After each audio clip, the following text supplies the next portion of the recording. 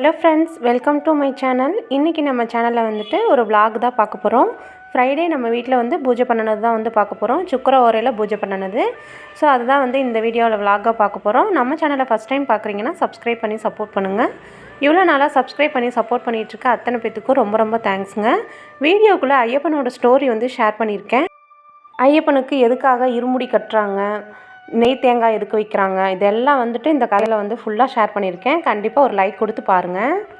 மகிஷி அப்படிங்கிற ஒரு அரக்கி, இவங்களோட தோற்றம் பார்த்திங்கன்னா எருமை முகம் கொண்ட மாதிரி இருக்கும். அதாவது எருமையோட உருவம் பதித்த மாதிரியான ஒரு முகம். இவங்க யார் அப்படின்னா மகிஷாசுரனோட தங்கச்சி.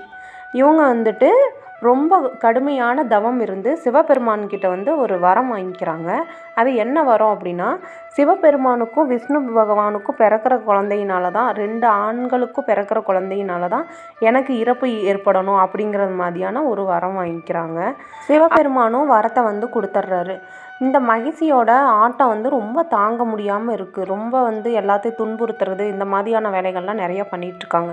இவங்களோட துன்புறுத்தல்லாம் தாங்க முடியாமல் முனிவர்கள் தேவர்கள் எல்லாரும் போய் சிவபெருமான்கிட்ட போய் முறையிடுறாங்க.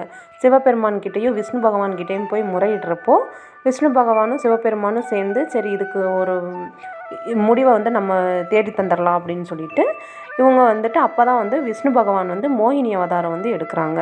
விஷ்ணு பகவான் மோகினி அவதாரம் எடுத்ததில் சிவபெருமான் வந்து அந்த அழகில் வந்து மயங்கிடுறாரு. ஸோ வந்து இவங்க 2 பேர்த்துக்கும் பிறந்த குழந்தை தான் ஒரு குழந்தை வந்து பிறக்குது. இந்த குழந்தை வந்து இந்த குழந்தையினால தான் அந்த அரக்கிக்கு வந்து இறப்பு ஏற்படணும் அப்படிங்கிறதுக்காக கழுத்தில் வந்து ஒரு மணியை மட்டும் கட்டி விட்டுட்டு ஒரு ஆத்தங்கரையில் வந்து போட்டுட்டு சிவபெருமானும் விஷ்ணு பகவானும் மேலோகம் வந்து போயிடுறாங்க. கேரள மாநிலத்தில் வந்து பங்கள மகாராஜா அப்படின்னு வந்து ஒரு ராஜா வந்து வாழ்ந்துட்டு வராரு. இவருக்கு வந்து பார்த்திங்கன்னா ரொம்ப நாளாகவே குழந்தை இல்லாமல் இருக்குது. குழந்தை இல்லை அப்படின்னு நினச்சி இவர் வந்து ரொம்ப கஷ்டப்பட்டுட்டு இருக்கிறாரு. குழந்தை இல்லை, நம்மக்கிட்ட எல்லாமே இருக்குது, ஆனால் நம்மளோட நாட்டை நம்மளுக்கு அப்புறம் ஆள்றதுக்கு ஒரு வாரிசு இல்லையே அப்படின்னு சொல்லிட்டு பங்கள மகாராஜா வந்து ரொம்ப வந்து கஷ்டப்பட்டுட்டு அந்த ஆத்தங்கரை பக்கமாக போயிட்டுருக்காரு. அப்போ வந்து ஒரு குழந்தை அழுகிற சத்தம் கேட்குது. இங்கே வந்து எப்படி குழந்தை அழுகும் அப்படின்னு சொல்லிட்டு பங்கள மகாராஜா வந்து அந்த குழந்தைய வந்து பார்த்துட்றாரு. பார்த்துட்டு உடனே வந்து தூக்கி ரொம்ப இந்த குழந்தைய வந்து கொஞ்சறாரு.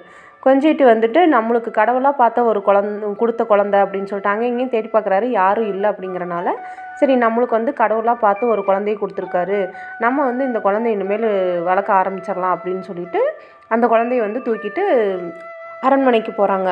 அந்த குழந்தைய பார்த்தோன்னா மகாராணி ரொம்ப சந்தோஷப்படுறாங்க. கடவுளாக நம்மளுக்கு பார்த்து தந்த குழந்தைங்க அப்படின்னு சொல்லிட்டு அந்த குழந்தை மேலே ரொம்ப பாசத்தை காமிச்சு எல்லாருமே அவ்வளோ சந்தோஷமாக வளர்க்க ஆரம்பிக்கிறாங்க. அந்த குழந்தைக்கு பெயர் சூட்டு விழாவும் வைக்கிறாங்க. அந்த பெயர் சூட்டு விழாவில் கழுத்தில் வந்து மணியோடு கிடச்சனால மணிகண்டன் அப்படின்னு சொல்லிட்டு பேர் வைக்கிறாங்க. ஸோ அதனால தான் வந்து ஐயப்பனுக்கு மணிகண்டன் அப்படிங்கிற பேரும் வந்து வந்தது. இந்த குழந்தை வந்து அடுத்து ராஜாவாக்கணும் இல்லைங்களா, அதனால் வந்து எல்லா கலைகளையுமே வந்து கற்றுக் கொடுக்குறாங்க. இது வந்து எந்த கலையும் தெரியாமல் இருக்கக்கூடாது அப்படின்னு சொல்லிட்டு அத்தனை கலைகளையும் வித்வான்களையும் வர வச்சு அத்தனை கலைகளையுமே வந்து அந்த மணிகண்டனுக்கு வந்து சொல்லி கொடுக்குறாங்க. மணிகண்டனும் எல்லாத்துலேயுமே சிறந்து விளங்குறாரு. அப்புறமா பார்த்திங்கன்னா அந்த ராஜாவுக்கும் ராணிக்கும் இன்னொரு குழந்தை வந்து பிறக்குது. அந்த குழந்தை வந்து பிறக்கவும் அந்த குழந்தை வந்து பார்த்திங்கன்னா வாய் பேச முடியாத ஒரு குழந்தையாக பிறக்குது, ஊமையாக வந்து பிறக்குது. ஐயப்பன் வந்து அதாவது மணிகண்டன் வந்து தன்னோட ஒரு சக்தியினால் அந்த குழந்தைக்கு வந்து பேச்சு சொல்லி கொடுத்து அந்த குழந்தையும் வந்து பேச ஆரம்பிச்சிருது. அப்போ வந்து ஒரு 12 வயசு ஆயிடுச்சு, மணிகண்டனுக்கு வந்து 12 வயசு ஆயிடுச்சு. அப்போ வந்து நம்மளுக்கு அப்புறம் மணிகண்டனுக்கு வந்து முடிசூட்டிடலாம் அப்படின்னு சொல்லிட்டு இவங்கள தான் வந்து ராஜாவாக கொண்டுட்டு வரணும், அடுத்த ராஜாவாக கொண்டுட்டு வரணும் அப்படின்னு சொல்லிட்டு அவங்க அப்பா வந்து அதாவது பங்கள மகாராஜா வந்து முடிவு பண்ணுறாரு. அப்போ அந்த அரசபையில் வந்து பார்த்திங்கன்னா நல்லது செய்கிறதுக்கு 4 பேர் இருந்தாலும் கெட்டது நினைக்கிறதுக்குன்னு நம்ம கூடவே வச்சுருப்போம் இல்லைங்களா, அந்த மாதிரி ராணி கூடவே ஒரு அம்மா வந்து இருக்காங்க.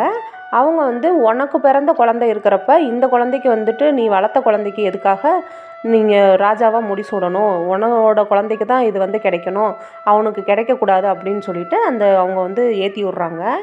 அதையும் வந்து ராணியும் கேட்டுக்கிட்டு ஆமாம் என்னோட குழந்தைக்கு நான் பெற்ற குழந்தைக்கு தான் வந்து அரச பதவி கிடைக்கணும், அவனுக்கு வந்து கிடைக்கக்கூடாது, மணிகண்டனுக்கு வந்து கிடைக்கக்கூடாது அப்படின்னு சொல்லிட்டு முடிவெடுத்து மணிகண்டனை வந்து கூப்பிட்றாங்க.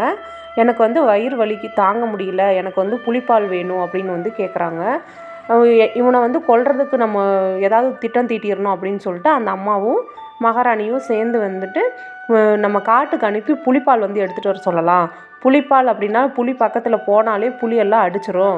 அப்போ வந்து அவன் வந்து இல்லாமல் போயிடுவான். நம்மளும் வந்து ராஜாக்கிட்டையும் கெட்ட பேர் வாங்க தேவையில்லை அப்படின்னு சொல்லிட்டு இவங்க 2 பேரும் திட்டம் போட்டு ஐயப்பனை கூப்பிட்றாங்க, மணிகண்டனை கூப்பிட்றாங்க.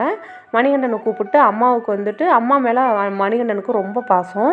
அப்போ வந்துட்டு எனக்கு புலிப்பால் வேணும், என்னோடய வயிறு வலி குணமாகணும்னா புலிப்பால் வேணும் அப்படின்னு சொல்லவும், அப்போ வந்து ஐயப்பன் வந்து என்னோடய அம்மா எனக்கு ரொம்ப முக்கியம் அப்படின்னு சொல்லிட்டு நான் வந்து காட்டுக்கு போய் புலிப்பால் கொண்டுட்டு வரேம்மா அப்படின்னு சொல்லிட்டு ஐயப்பன் வந்து கிளம்புறாங்க. அப்போ வந்து இந்த பங்கள மகாராஜா வந்து வேண்டாம்ப்பா அப்படிங்கிற மாதிரி சொல்கிறாங்க. இல்லைப்பா எனக்கு எங்கள் அம்மா ரொம்ப முக்கியம் அப்படின்னு சொல்லிட்டு அது அப்பா பேச்சையும் மீறிட்டு நான் அம்மாவுக்காக புலிப்பால் கொண்டு வந்தே தீருவேன் அப்படின்னு சொல்லிட்டு மணிகண்டன் வந்து காட்டுக்கு புறப்படுறாங்க. அப்போ வந்து மணிகண்டனுக்கு வந்து நெய்னா ரொம்ப பிடிக்கும்.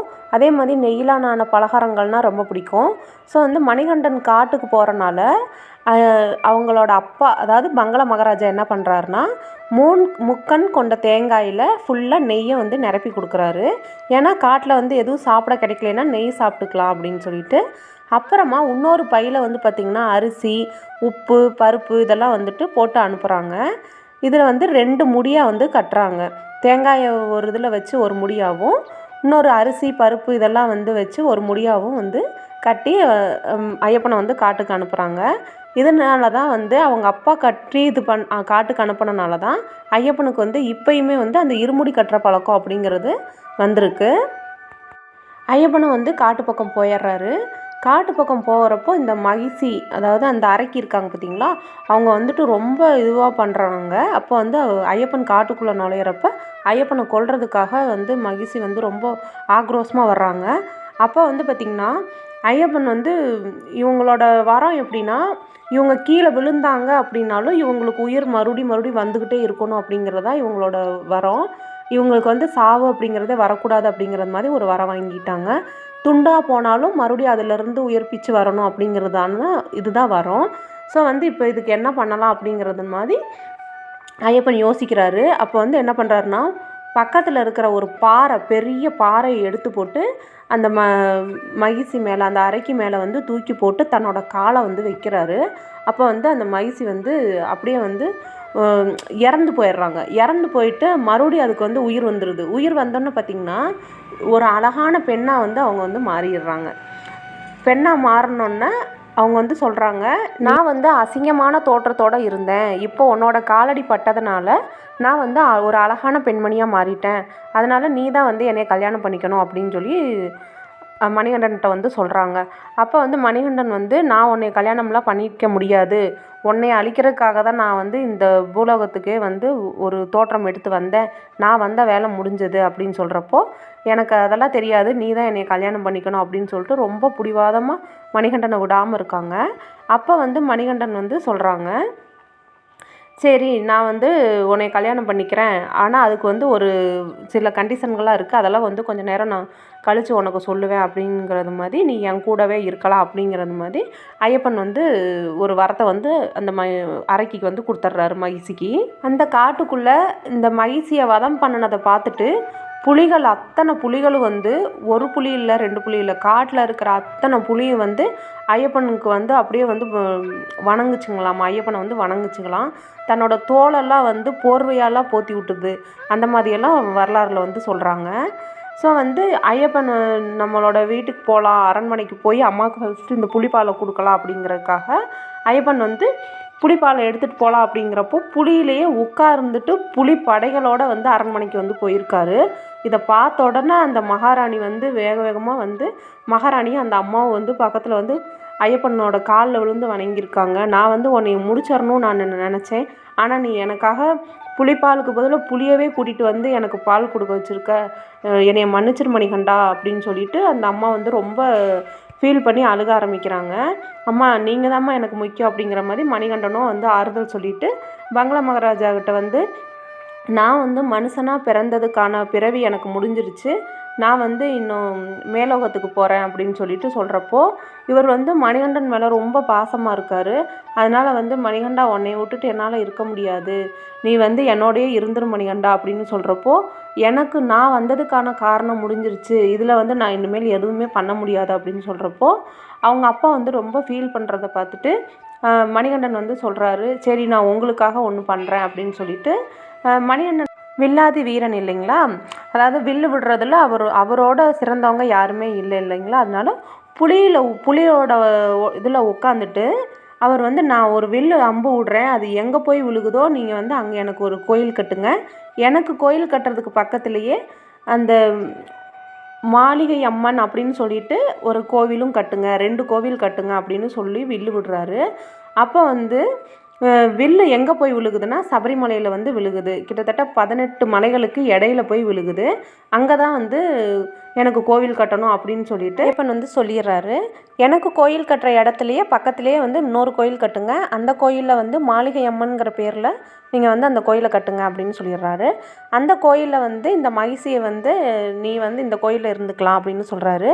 உன்னையும் நான் கல்யாணம் பண்ணிக்கணும் அப்படின்னா எந்த வருஷம் சாமி வந்து கன்னிசாமி மாலை போடாமல் வர்றாங்களோ அந்த வருஷம் உன்னை நான் கல்யாணம் பண்ணிக்குவேன், அது வரைக்கும் என்னோடய பக்தர்களுக்கு எல்லாத்துக்கும் நீ வந்து துணையாக இருந்து அவங்க வேணுங்கிற வரத்தையெல்லாம் நீ கொடுக்கணும் அப்படின்னு சொல்லிட்டு ஐயப்பன் வந்து கட்டளையிட்டுறாரு. ஸோ அதனால தான் வந்து இப்போ வரைக்கும் கன்னிசாமி வந்து போடுறவங்க மாலை போடுறவங்க ரொம்ப சூதானமாக இருக்கணும் அப்படின்னு சொல்லுவாங்க. கன்னிசாமி வந்து போகாத ஒரு வருஷம் கூட இப்போ வரைக்கும் இருந்ததில்லை. ஸோ வந்து அதே மாதிரி ஐயப்பன் வந்து அவங்க அப்பாவுக்கு வந்து ஒரு வரமும் ஒன்று கொடுத்துட்றாரு. வருஷத்தில் ஒரு தடவை நான் வந்து உங்களுக்கு காட்சி தருவேன் அப்படின்னு சொல்கிறாரு. அதுதான் பார்த்திங்கன்னா மகர ஜோதி. இன்றைக்கி வரைக்குமே அந்த மகர ஜோதி தோன்றக்கூடிய நாட்களில் அந்த அரச வம்சத்தை சேர்ந்தவங்க பொன் பொருள் ஆடை ஆபரணங்களோட இன்றைக்கி வரைக்குமே ஐயப்பனுக்கு கொண்டுட்டு போய் எல்லாமே செஞ்சிட்ருக்காங்க அப்படின்னு சொல்லிட்டு வரலாறுல வந்து சொல்லியிருக்காங்க. ஸோ ஐயப்பனோட கதையை கேட்டோன்னு அப்படியே ரொம்ப எனக்கே கூஸ் பம்ப்ஸ் ஆயிடுச்சு. இந்த கதையை உங்கள் கூட ஷேர் பண்ணிக்கிட்டதில் ரொம்ப ரொம்ப சந்தோஷங்க. அதே மாதிரி நம்மளோட ஒரு வரலாறு, நம்ம கும்புற ஐயப்பன் வந்து பிரம்மச்சாரியாக இருக்கிறாங்க அப்படின்னு சொல்கிறாங்க. ஆனால் வந்து நம்மளோட தமிழ்நாட்டுக்குள்ளே எப்படி முருகனுக்கு 6 படைகள் இருக்கோ அதே மாதிரி ஐயப்பனுக்கும் 6 படை வீடு கேரளாவில் இருக்குதுன்னு சொல்கிறாங்க. அதில் வந்து பார்த்திங்கன்னா ஐயப்பன் 1 மனைவி 2 மனைவி அப்படிங்கிற மாதிரி 2 மனைவிகள் இருக்கிறாங்க அப்படிங்கிற மாதிரியும் சொல்கிறாங்க. ஸோ வந்து அதை பற்றி இன்னொரு வீடியோவில் பார்க்கலாம். தேங்க்ஸ் ஃபார் வாட்சிங்.